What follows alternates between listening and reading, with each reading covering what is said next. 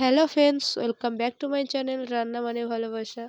তো আমি রোজ রান্নার ভিডিও নিয়ে চলে আসি। আজকে একটা অন্যরকম ভিডিও নিয়ে চলে এসেছি। আজকে আমি বানাবো পালং শাকের কচুরি। তো ভিডিওটা শুরু করা যাক। আমি প্রথমে পালং শাকগুলো একটা মিক্সারে দিয়ে পালং শাকের পেস্টটা বানিয়ে নিয়েছি। সেইগুলো এবার আটার সঙ্গে শুধু লবণ দিয়ে আটাটা ভালো করে মেখে নেব। তো মোটামুটি মেখে আমি 5 মিনিট রেস্টে রেখে দিয়েছিলাম, তারপরে চলে এসেছি। এবার আমি লিচি কেটে নিয়েছি, নিয়ে এবার আমি লুচিগুলো বেলে নেব।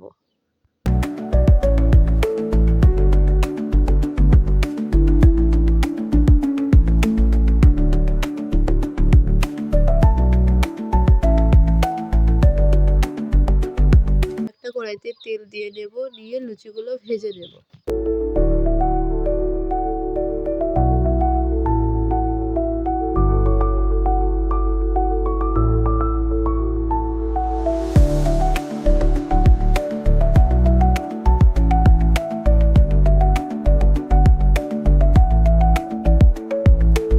লুচিগুলো ভাজা হয়ে গেছে, এবার পরিবেশন করব।